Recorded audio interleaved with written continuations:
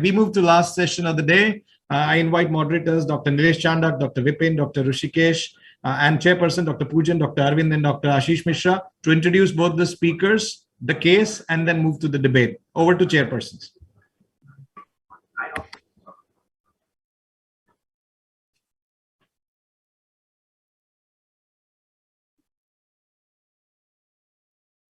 So good evening, everyone.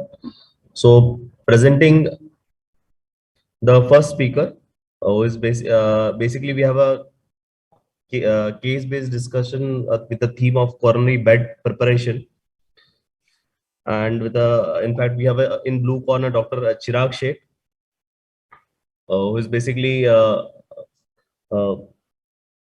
having multiple publications, and in fact he's chief intervention cardiologist at Rhythm Heart Institute. And in the red corner we have Dr. Harshit Joshi sir. Basically, he'll be discussing on cutting or scoring balloons as a safer technique for coronary bed preparation, as it is being a time-tested technique. And in blue corner, we have Dr. Chirag Sheth, who is backing up with high-pressure balloon-in-balloon technique, which is as most likely, which is to yield for optimal bed preparation.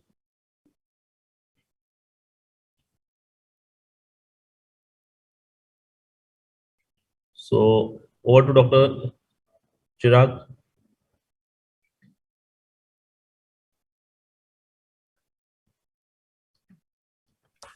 Okay.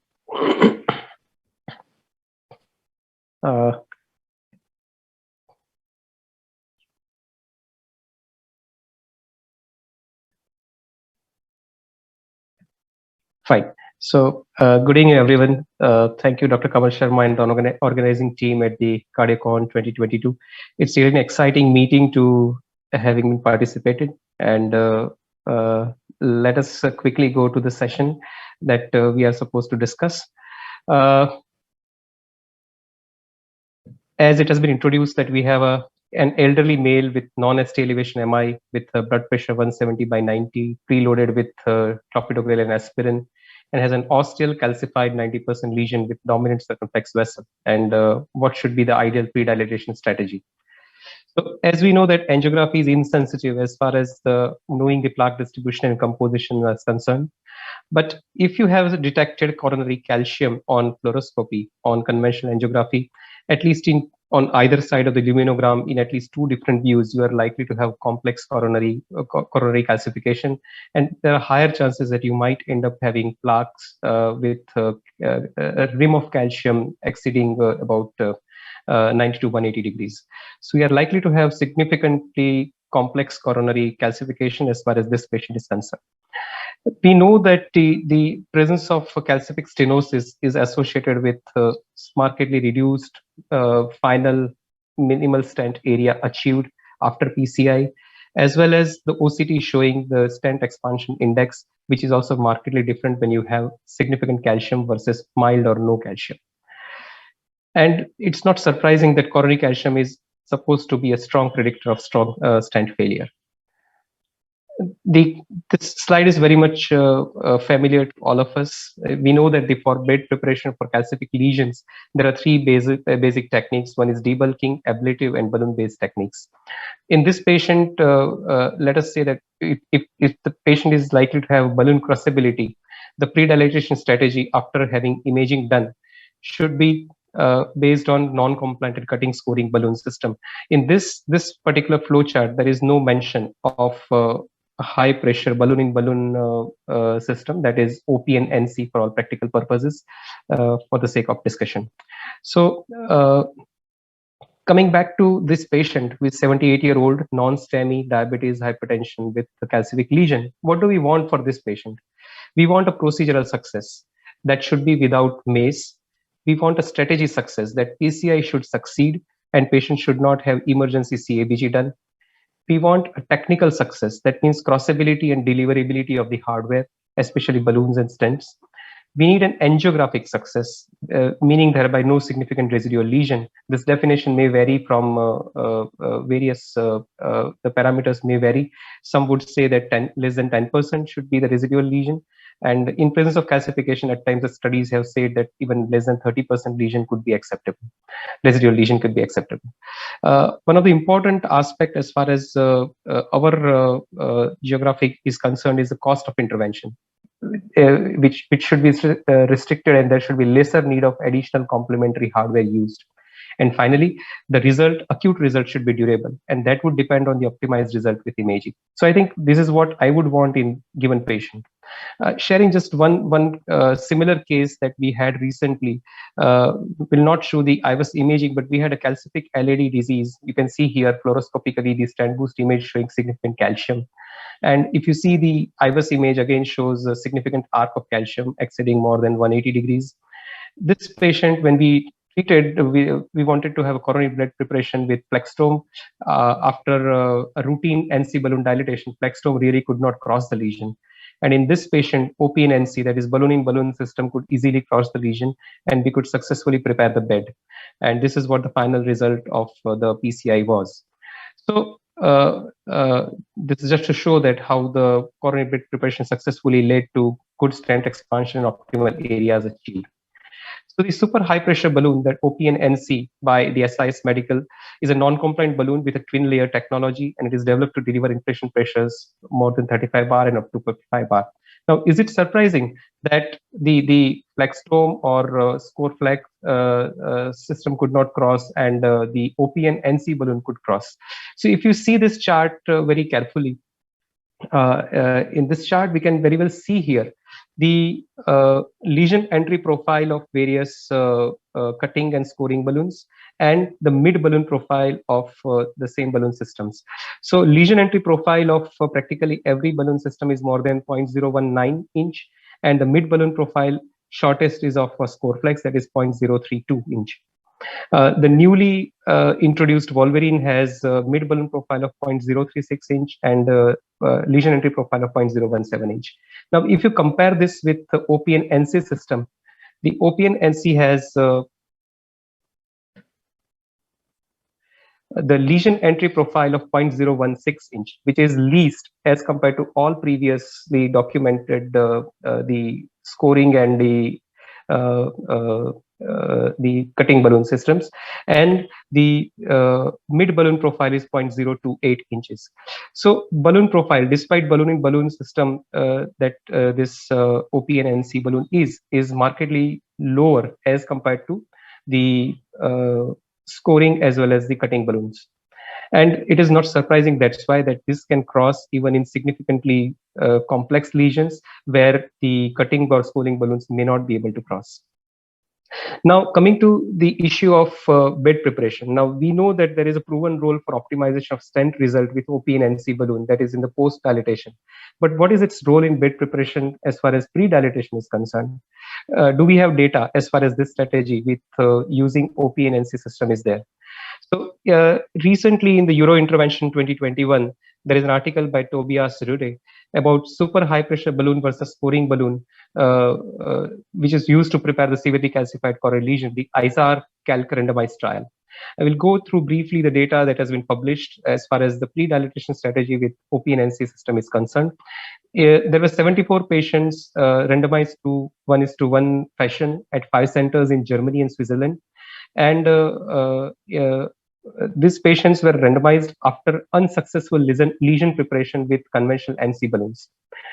And if we see the salient characteristic, the vessel diameter for these patients was about 3 millimeter, the lesion lengths were about 24 millimeter, diameter stenosis was about 70%.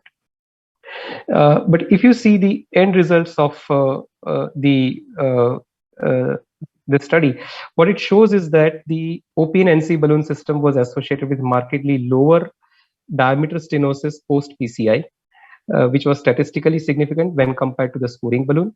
And if you see the minimal lumen diameter post PCI, that was also significantly higher as far as post PCI evaluation is concerned, and that was much superior in patients with OP and NC balloon system compared to scoring balloon system.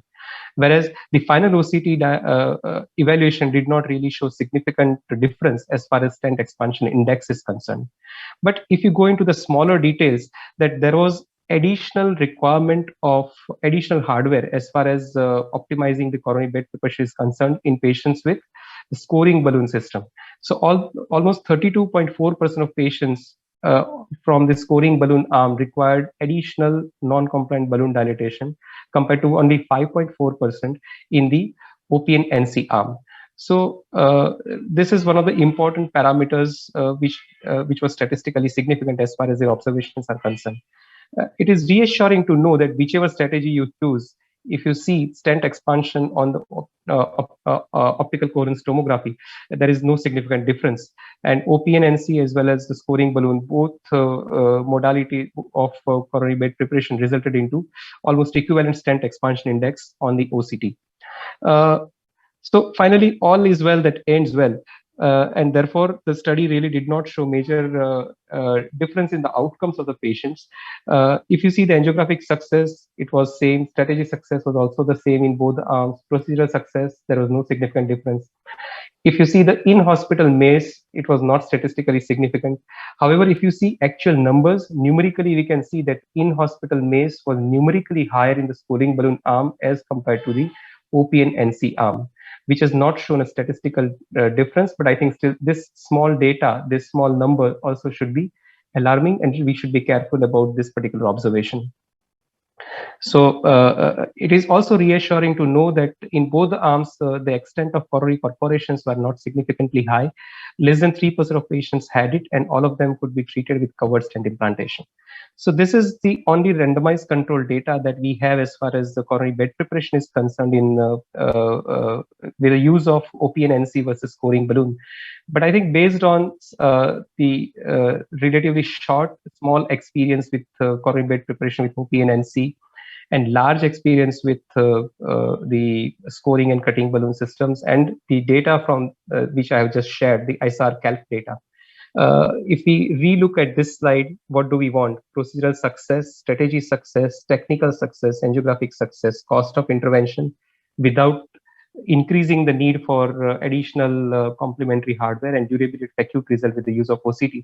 I believe the high pressure ballooning balloon, that is OPN-NC system, is most likely to yield optimal preparation. And I think with this, I'll end my talk here, and it would be interesting to have opinion and discussion with the panelists. Thank you.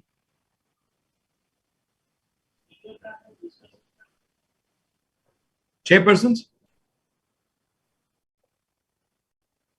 Dr. Hasid Joshi, over to you. Yeah, I think share screen.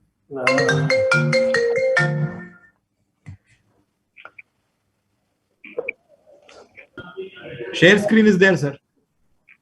Yeah, it's not allowing.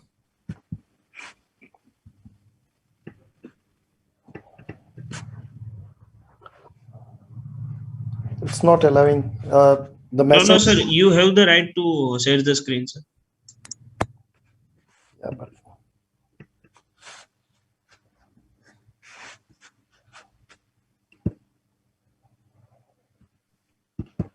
can you see my? No, Hasid, I think you need to probably log out and log in. Again, log out and log in. That's what happened with Mamas. So maybe you were logged in for too long. Maybe it's on. Yeah, about 2 hours. Because more. we have allowed you the share from here. I will try once again. But you are not able to do it. Just a second. I will log out and.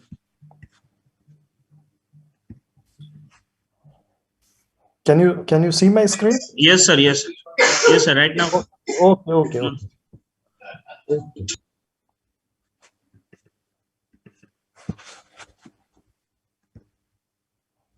Okay. Yes, sir. Put it on a slide so much. Okay. So, thank you, Kamal, for allowing me this opportunity. And sir, put it on a slide so more, please. Okay. Yeah.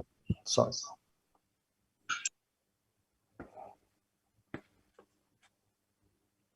No, first option. Okay. And Dr. Chirag has very well elaborated the need for bed preparation in a LAD Osteal lesion. So why would we hesitate to do a PCI for LAD osteal stenosis? And this again, surgeons would happily say that we would just put a mid-cab Lima to LAD, and that would do the case. So whenever we do, we have to be better than the surgeons in terms of safety and long-term outcome. All osteal lesions are essentially bifurcation lesions, 0-1-0 at the best, or it can even be 1-1-1 or 0-1-1. There is usually involvement of distal LMC and LCA osteum. And osteal lesions have high elastic recoil. They are different from mid-LAD or mid-circumflex lesions. There are concerns for side branch occlusion due to plaque shift and dissection. So, as Dr. Chirag said, that ideally we should treat it as an distal LMCA bifurcation lesion, and imaging should be done in all cases. So probably if imaging is available, IVUS available, we would do IVUS in this case and assess the lesion severity, pre-procedural plan that appropriate stenting strategy, landing zones, whether circumflex or distal LMCA is involved or not, optimization post-procedure, and management of immediate complications, if any.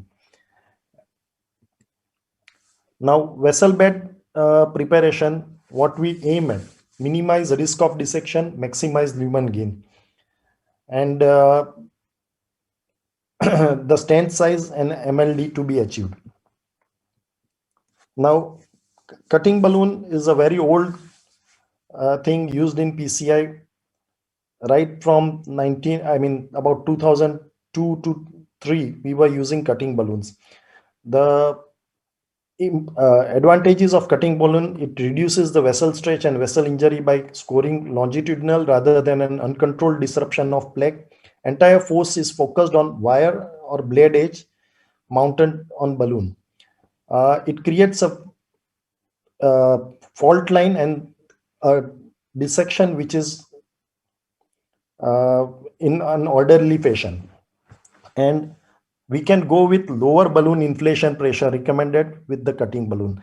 The risk of slippage when you are doing at ostium with the normal balloon, the risk of slippage and a dissection extending proximally would be disastrous either to the circ ostium or to the LAD, and plaque shift is minimized with cutting balloon. Another thing, role of inflammation, that calcification and inflammation goes hand in hand. Which is the chicken, which is the egg, we don't know. And when we do balloon dilatation, there is inflammatory activation of vessel wall injury, which can lead to intimal hyperplasia and restenosis. Most of the inflammation studies are on intima and media, but when we do at high atmospheres, the perivascular and adventitial tissues come into play, and many porcine studies have showed that this might lead to long-term restenosis rate increase with high pressures. So cutting balloon can create equal MLDs or better MLDs with low atmosphere and low inflammation. This is how NC balloon expands. There can be dog boning effect, while with cutting balloon, when you go up to 8 to 10 atmosphere, you create a routine. This is Wolverine, which we are routinely using from Boston Scientific. This is the non-functional blade height is reduced, and then there is a cast pad of about 0.005 inch, right? And there is a T-shaped notch which has enhanced flexibility and fixation to pad. Now, this is the mechanism of action. When the balloon atherotom, it creates microsurgical incision into the vessel wall and weakened areas which can be dilated at lower pressure, changing the lesion compliance. The most important thing here is dissection only in the needed place without balloon slippage, with changing lesion compliance, so that a low balloon atmosphere would lead to expansion. If plain POBA is done, there are chances of hematoma. Acute overstretch can lead to hematoma and recoil at 14 days. So cutting balloon in fibrotic lesions, osteal and bifurcation lesions, these are the advantages which we have already discussed. These are few trials.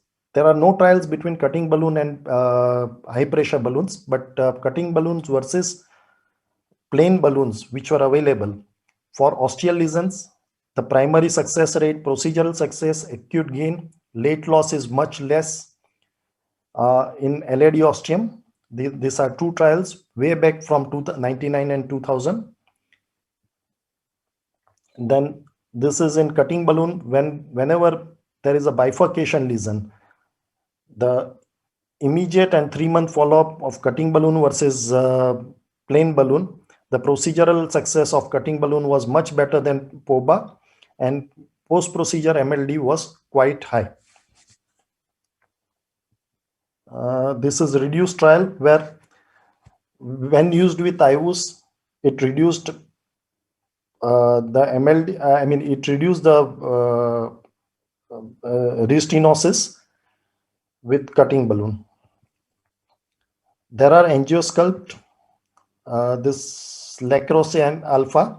This was considered Scorflex. This was used in the trial, but it has nylon, and nylon definitely probably has inferior cutting effects. It scores more like a buddy wire than with cutting balloon. These are OCT images of cutting balloon device. With one inflation, it causes 4 clear cuts in the vessel wall, and with 2 inflation, much more, about 5-6 cuts into the vessel.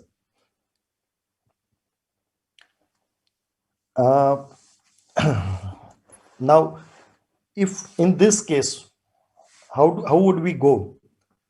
Probably we would do an IVUS. If LAD ostium shows an arc of more than 270 and shows superficial calcium all over, dense calcium all over, probably a rotational atherectomy would be the first choice with a low burr so that it causes less inflammation, and then post dilatation after rotational atherectomy with a cutting balloon at a low atmosphere probably would be the ideal thing.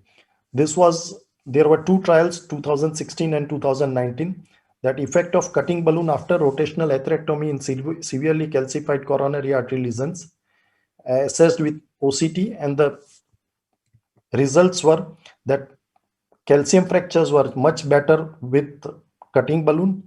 MLD was much better, 6 versus 5 with cutting balloon. Stent area was much higher with post cutting balloon than with conventional balloon. These are the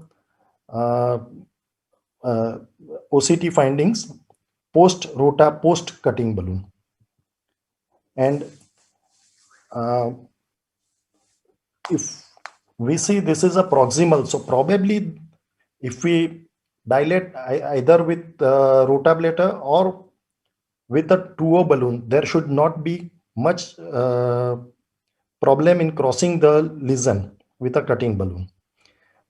Head-to-head trial with high pressure balloon, there are 2 trials, not in coronary, but in pulmonary artery stenosis and native hemodialysis fistula, where cutting balloon did much better than high pressure balloon in terms of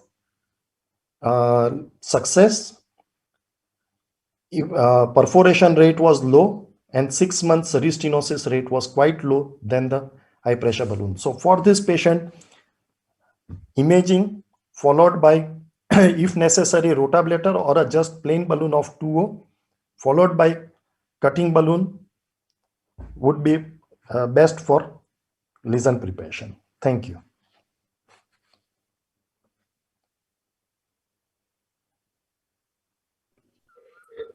Yeah, so fantastically presented both of the speakers. Over to chairperson, Dr. Ashish, Dr. Arvind, your comments.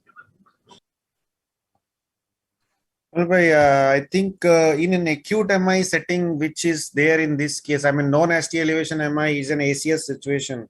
Do we or should we go for a rota ablation as Dr. Joshi has said? I mean, I would be very reluctant unless, I try with a high pressure balloon or at least non-compliant balloon at a reasonable pressure.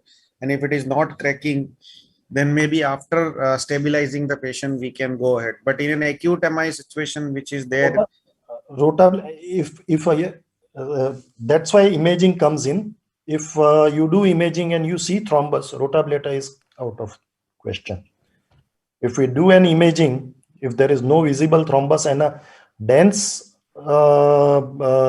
calcium, superficial calcium with an arc of more than 270, probably rotablator would be choice. Otherwise, rotablator always should be a second choice. If you can do away with balloon and get adequate expansion, probably rotablator would be second. So imaging would be the first thing. Your further things probably would be guided by the imaging. If there is a thrombus, visible thrombus in this, then probably rotablator is out. Again, then probably we would go in with the 2O balloon, dilate, put a cutting balloon, and then do this. Sir, I would be still skeptical in an ACS situation, which is a activated platelet. We know that rota ablation itself leads to platelet activation and lot of inflammation at that site. So in an already inflamed patient, I mean, I don't know whether anyone else would be very keen on or we can just go for probably a, IVL balloon for this patient if we can negotiate. If it is so bad and if the lesion is more than 170-degree calcium, then probably IVL in an acute MI situation could be logically more appealing than doing a rota in this non-ST elevation MI patient, even if there is no visible thrombus. Rota would be an optional thing only, not the first choice. But if there is inflammation, why would you go with a very high balloon, high pressure balloon, go up to 20-30 atmosphere? No, sir, even though it gives, I think Dr. Arvind, it would depend on the thrombus burden also. I mean, what you're dealing with in an ACS situation. You are right. In an STMI, surely you would be very skeptical. In STMI, if the thrombus burden is not much and it's a plaque which is eroded, which is otherwise a calcified one, it will, of course, I mean, you're right. It would depend on the inflammation and thrombus burden on the case-to-case based on the anatomy. And maybe then you can image as well. Dr. Pujan, your comments? Yes, sir. What I would, I agree completely with what Dr. Arvind has told, that actually in an acute MI scenario would be very scared to use rota ablation, would avoid at best. In some cases of STEMI also, what we have done is like we curtailed the STEMI by just doing POBA and achieving TIMI3 flow, and or either thrombolizing the patient, and then we, if at all rota is needed, then we do it as a state procedure. But like ongoing STEMI, we usually avoid doing rota as such, and because at the small centers, availability of rota or IVL on table is also an issue. So many of times what practical scenario that we face working at a peripheral center is that to establish the flow is our chief goal, and then we decide whether to do either a rota or an IVL, or whether we send patient for surgery. So that's what we practice. There is one question from both the speakers. I mean, we know that osteal lesions are always tough fibrotic ones. So we don't know, and behind the calcium, which is seen visibly on X-ray, how much is the fibrosis which is there? So, I mean, Chirag bhai, how much effective an high pressure balloon or a ultra high pressure balloon would be for, taking care of fibrotic lesions? Calcium we know, and what would be the size which would be advisable as far as I mean, cutting or OPN you would be considering for pre-dilatation? We know 1-to-1 post probably 0.5 centimeters, 0.5 millimeters lower if we go for that. So what is your take on pre-dilatation with an OPN balloon? So I guess given a choice, one should have imaging based evaluation. I mean, given a choice, OCT first, because depth of calcium is one of the important parameters that you have to look into, which IVUS may not be able to show. So at least some form of imaging, whatever is available, is recommended deciding the size of the balloon. And for OPN, I think I would be comfortable by about 0.25 to 0.5 millimeter lesser than what the media to media diameter would suggest, and then go with high pressure, and if required thereafter go with conventional NC balloon dilatation if required. Otherwise you may not be able to you may not require additional hardware to optimize the lesion. So you would go with a smaller relatively 0.25 to 0.5 mm. Yeah. And how about fibrosis? I mean, how much do we expect the fibrotic lesion to yield? I mean, the patient profile that has been given to us, which practically says that heavily calcific lesion, and practically for all practical purposes, we know about this patient that yeah, see, fibrotic lesions may not yield, that is true completely, but I still feel that OPN ultimately is a NC balloon, so why it should not respond well even in presence of dense fibrotic lesion, that is a question. I mean, it will respond, I believe so. It will. I think osteums and bifurcations are different. Whatever you do, the recoil is very high, and here is where cutting balloon has a definite advantage. If it had been even 5 millimeter inside the LAD, probably either or would not have made a change. But at the osteum, if it is at the osteum, the chances of slippage, first thing, we many a time see that due to fibrotic lesions, when we inflate the balloon, it slips either this way or that way. And if it slips towards LMCA, cause a dissection there, or even give a balloon injury, that would in long term would make difference. So for this patient or any patient, if it is a real osteal lesion and you want to avoid doing a left main bifurcation, start from LAD osteum dot, probably a cutting would definitely help. And here the distance between LMC and LAD is very low. Once you dilate with low atmosphere with 2 millimeter balloon, probably you don't have to push the balloon very much. So crossability also would not be a major issue. Agreed. So what I feel is that unless the lesion is heavily calcific, where your NC balloon does not open well, there comes the role of OPN-NC. I don't see the role of OPN-NC balloon for bed preparation if your conventional NC is not working, and for coronary bed preparation that we are talking about. If we try to learn from the data what SR Calc has given, it is only for patients where your routine NC is not yielding. But if excluding this subset, I think cutting or scoring balloon is always an option and much better as far as bed preparation is concerned at osteal lesions. You've seen Hasid Bhai do a lot of cutting balloons for the osteum ever since my residency. He's always been a fan for cutting balloon, and he's done it with excellent results. And I was sure that he had good enough scientific deliberations to justify it, which he did. For high balloon, I think Dr. Chirag also got good, fantastic evidences. I was wondering how will he dig it up, but then he did. So wonderful talk. Both of you, fantastic session. But I think we need to be treating osteums very differently than we do for, say, other. And landing with perfection can often be an issue. So a lot of times people do a crossover and then do a pot to the left main, which is a very common strategy. But sometimes landing with precision also has been adopted when you have a wide angle and you can put a side wire and then try to mark it and then inflate suboptimally with the side branch, smaller size hanging balloons into the left main. People do all kind of funny things, but then cutting balloon is always something, or the osteal lesion, as was mentioned by all of you, is a very different ball game, which that's why I thought I should be keeping it as a separate topic. Chair, over to you, chairperson. So if you have anything to add, else we can conclude the session. One small question to Dr. Joshi. I mean, where would he prefer a cutting balloon, and which patients he would prefer a scoring balloon? I mean, is there any way where we should be choosing one of the two? Or if we go talk about scoring balloon, Scoreflex versus Angiosculpt.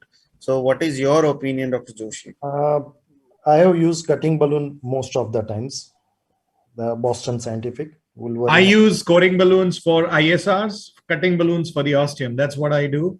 But we do use cutting balloons for ISR as well, because of the costs. When you get into Wolverine or something, you'll actually need to have more money coming in, and they are costlier than the stents themselves. So that way, an Oxford cutting balloon would save your skin. You know, Oxford cutting balloons, you check. We have learned that technique also, how to check them. You're not losing a blade. You inflate gradually outside. Actually wear a single glove, palpate all the 3 blades, gradually inflate outside, gradually deflate outside, then check the center flush, then again check for the balloon, and then when you go in, make sure that you're not pushing too hard, and then inflate gradually and deflate gradually. So these are some of the tricks that I've learned from Asit Bhai only, how to use an Oxford cutting balloon. So I thought this topic was justified for him to speak. So that's why.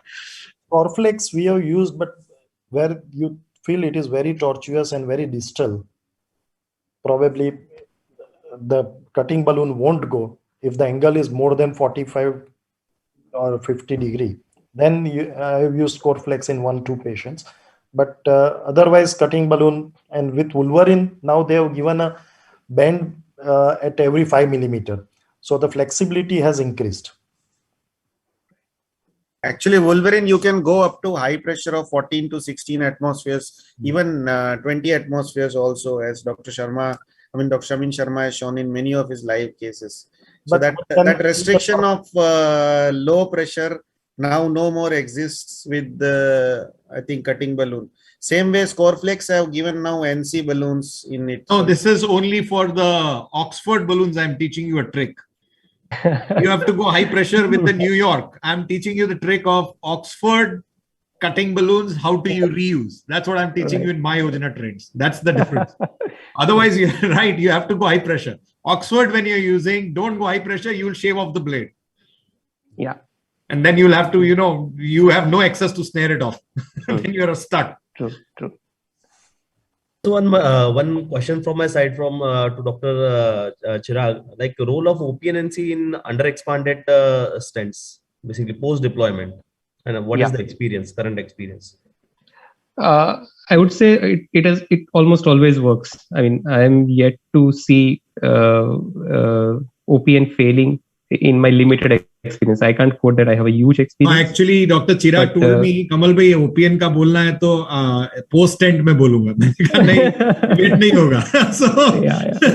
So that's right, actually, because that's Dr. Ashish, that's the scenario where most of the times we've used OPN balloon. Whatever 10, 12 balloons I've used are all been post tent. I mean, because we have learned from others when they've used it in pre-dilatation and end up with perforation. It's not that you don't perforate through stent. People have had perforations, but I think that's the easier and safer strategy to use OPN balloon rather than preparation. I mean, to pitch this debate, I had to give this case to Dr. Chirag, but I think majority of I think it works. It's safe. You rarely need pre-dilatation OPN balloons. I mean, if you have selected your strategy very nicely up and you are using imaging, majority of time you will end up going for a rota or an IVL upfront, and then you don't actually need. But sometimes, you are stuck.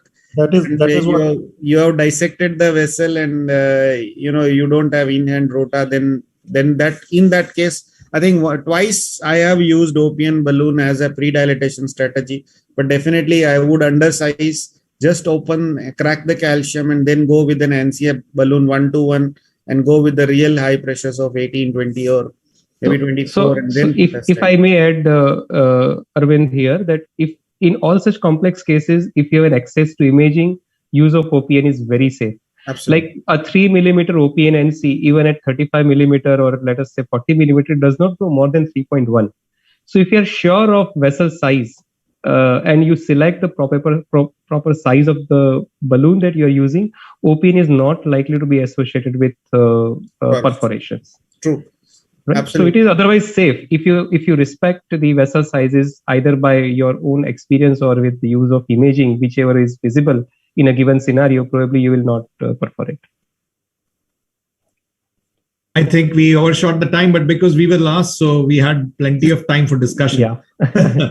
Yeah. That's the advantage of being the last case scenario. Yeah. Thank you, everyone. Thank you, Asit Bhai. Thank you, Chirag Bhai. Thank you, speakers, chairpersons, and moderators, Dr. Ashish, Dr. Arvind, Dr. Pujan, Dr. Rushikesh, Dr. Vipin, and Dr. Nilesh.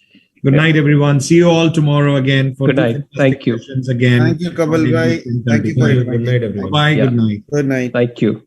Good night, everyone. Bye. Recording stopped.